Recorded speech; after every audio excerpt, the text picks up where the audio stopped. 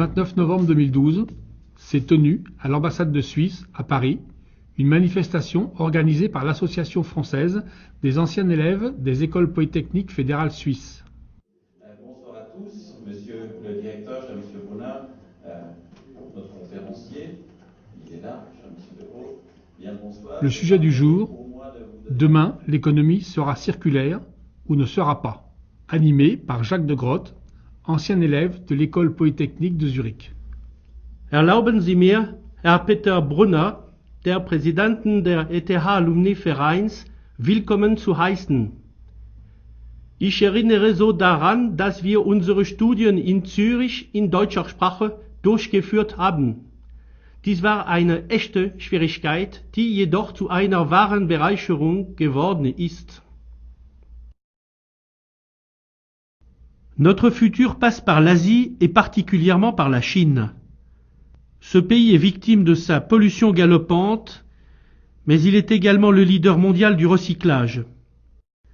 Décrié pour son empreinte environnementale, il est le champion de technologies vertueuses comme le captage du CO2 et la production de microalgues à vocation industrielle.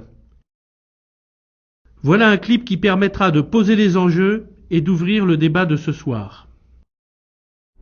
Dans le combat pour sauver l'avenir de notre planète, la Chine est au cœur de la bataille.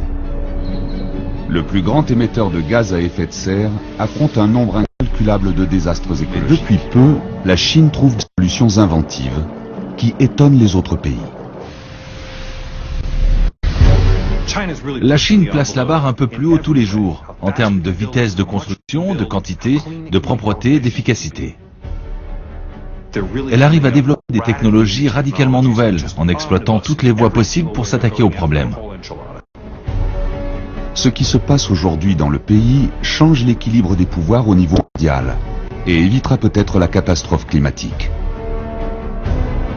Il se pourrait que cette Chine polluée parvienne à se sauver et épargne ainsi le reste du monde. Toutes les heures, 1800 nouvelles voitures sont construites. 480 tonnes d'ordures sont jetées chaque minute. Et 100 tonnes de charbon sont brûlées toutes les secondes.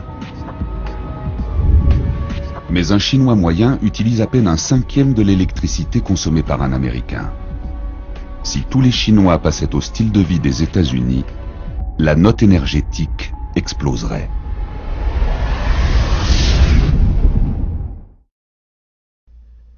L'économie circulaire est une économie selon laquelle le déchet de l'un devient la ressource du suivant. Cette approche itérative est caractérisée par quelques mots-clés. Elle est la seule qui permette à l'humanité d'assurer durablement son avenir face à l'inexorable épuisement des matières premières qui nous font toucher du doigt la finitude de notre planète. Il faudrait 5 terres pour que l'humanité vive en 2050 à l'instar des Occidentaux. Impensable. Et autant est-il frustrant pour les pays en développement de se voir freiner dans leur aspiration d'une promesse de consommation à l'identique, autant il est plus difficile encore de se restreindre comme doivent le faire les Occidentaux. Eux doivent rapidement changer de paradigme pour esquiver une décroissance à laquelle ils ne croient pas ou peu, car ce serait une première dans l'histoire de l'humanité. Sommes-nous voués à un sombre destin comme la civilisation de l'île de Pâques, qui a disparu après avoir déboisé et coupé jusqu'au dernier arbre pour faire rouler ses monumentaux moailles? Et plus récemment, l'île de Nauru, riche du phosphate fossile déposé par les oiseaux sous forme de guano, et dont les habitants embourgeoisés de fraîche date par cette manne, l'ont extraite jusqu'au dernier kilo et sont devenus un des pays les plus pauvres au monde. Les cycles de production doivent être durables, c'est-à-dire répondre aux besoins du présent sans compromettre la capacité des générations futures à répondre aux leurs. Cette nouvelle économie suppose également une grande transversalité entre des secteurs industriels qui n'échangent pas traditionnellement entre eux de flux matières. Imaginons qu'un fabricant d'automobiles achète des polymères à l'industrie agroalimentaire pour façonner ses véhicules. Cet exemple réel prouve la nécessité du décloisonnement des silos technologiques traditionnels. C'est d'ailleurs dans cet œcuménisme technologique que l'on trouve la richesse d'un enseignement réellement polytechnique à l'anglo-saxonne, favorisant le développement d'une innovation associative qui doit jouer un rôle de passerelle cognitive. Le maître étalon du savoir académique, qu'est le classement de Shanghai des grandes écoles, fut un révélateur qui a secoué quelques castes empesées. Enfin, l'acceptation d'un déchet comme matière première suppose que ses qualités soient attestées et que ses origines soient vérifiables. Cela nécessite la mise en place d'outils de marquage et de traçabilité fiables qui prouvent la conformité des matières et des procédés aux cahiers des charges et aux réglementations sectorielles, comme la STM 6866, l'ISO 22000, la HACCP, l'NFX 50127, l'ISO 14000.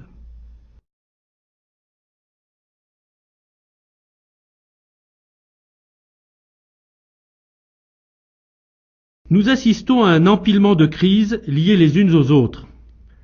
Elles débouchent sur une crise systémique planétaire. Par-delà les crises financières, éthiques, sociétales, alimentaires, environnementales, nous fonçons vers un mur, ou plutôt vers une falaise qu'il va nous falloir escalader. Elle est la conjugaison entre l'accumulation des déchets polluants et la disparition des matières premières. Lavoisier avait raison, tout se transforme. Oui, mais en mal. Nos propres enfants valideront la prévision dans peu de décennies de l'épuisement des réserves minières de nombreux métaux comme le cuivre, le zinc, l'or et même le lithium et l'iridium qui rentrent respectivement dans la constitution des batteries et des panneaux solaires. Et là ne s'arrête pas le constat, car la baisse de la disponibilité des matières premières fossiles est elle aussi inéluctable. Quand on parle de gaz et de pétrole de schiste ou d'hydrate de carbone, la question du picole reste secondaire. Même si la planète regorgeait de gisements d'énergie fossile, celles-ci sont de plus en plus chères à extirper du sous-sol. Tant en termes financiers qu'en coûts environnementaux, il faut maintenant parfois forer sur plusieurs milliers de mètres dans des conditions extrêmes sur le plancher océanique, lui-même à grande profondeur.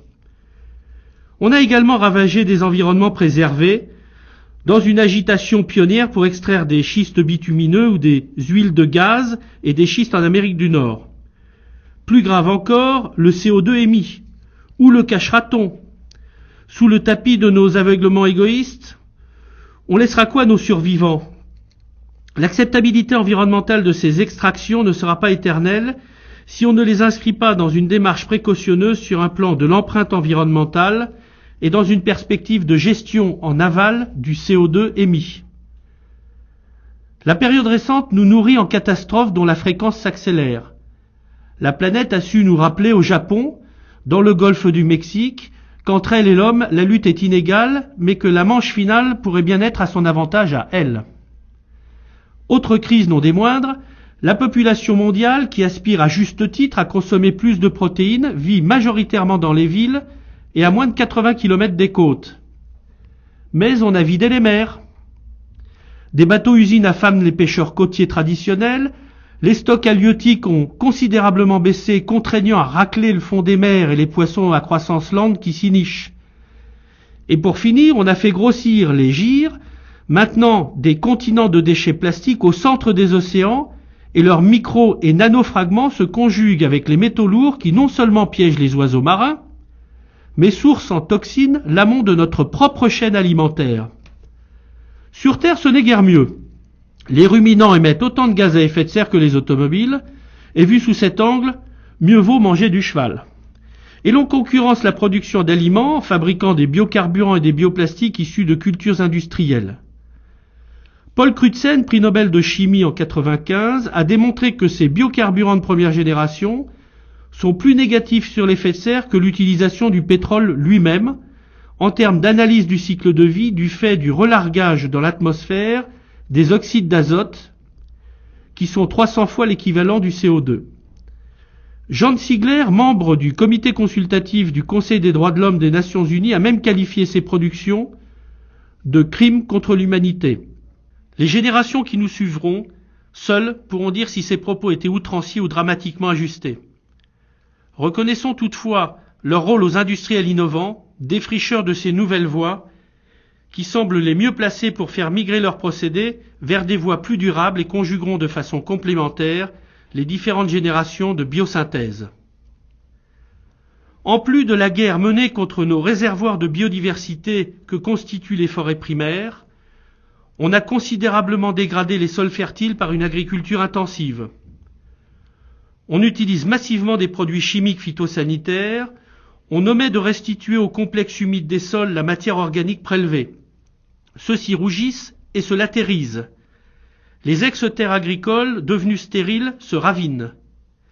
Et ailleurs, ce sont des États étrangers et des consortiums privés qui opèrent de véritables prédations sur des centaines de milliers d'hectares de terres agricoles vivrières dont les occupants sont chassés par une production industrielle alors réservée à l'exportation.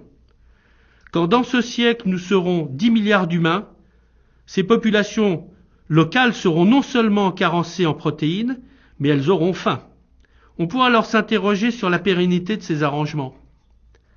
Il faut confirmer que les agriculteurs, tant dans leur mission nourricière que dans leur rôle d'interface pour la restitution raisonnée de la biosphère, sont importants pour une grande partie des déchets et des effluents biologiques.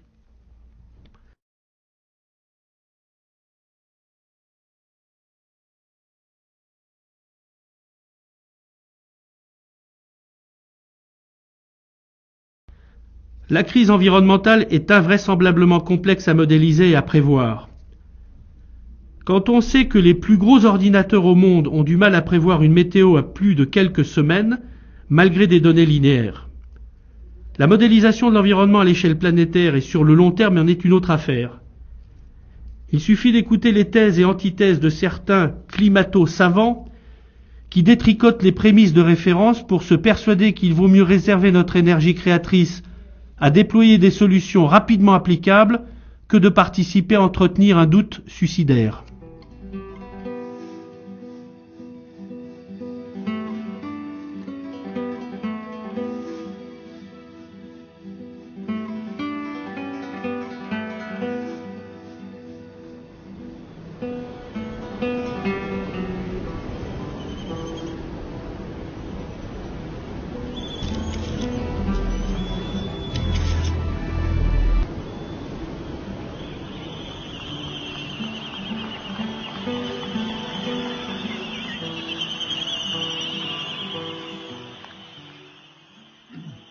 Nous avions appris les 5 continents. Depuis, il y en a 3 de plus que nous avons créés en moins d'un siècle. Tous ces oiseaux sont morts de faim et d'empoisonnement. Ils ne font que nous précéder dans la chaîne alimentaire.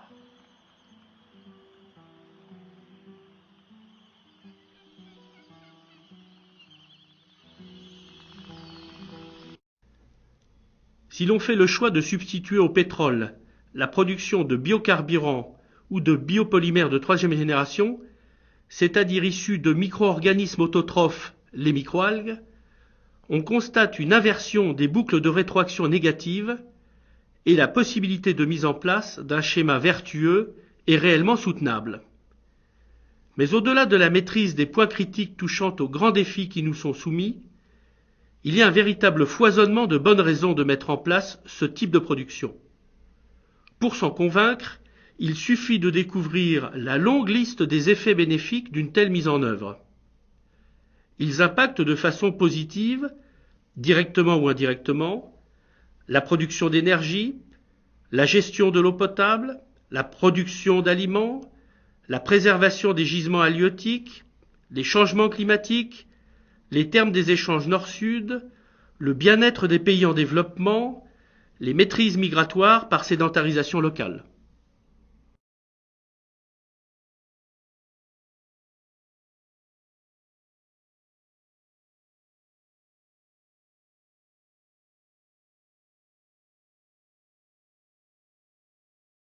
De Lovelock à Hulot, d'Adam Smith à Goux, d'Al Gore à Arthus Bertrand, de Michael Moore à Paul Watson, nombreuses sont les personnalités et les vigies qui ont interpellé les consciences. Les constats souvent anxiogènes s'accumulent. Les preuves de notre irresponsabilité sont sans cesse plus nombreuses et nous commençons à distinguer les contours de l'impasse dans laquelle l'humanité s'est engagée à vive allure. Le pied très lourd sur l'accélérateur. Mais notre addiction est forte et la maison brûle, hélas, toujours. Non seulement nous devons ralentir cette course folle qui mène au néant, mais nous devons le faire au plus vite, car l'échéance n'est pas flexible. C'est la planète qui en décidera. Une bonne nouvelle toutefois, des solutions concrètes et disponibles existent. Elles peuvent permettre d'éclairer le chemin de cette humanité qui avance la corde au cou et les yeux bandés.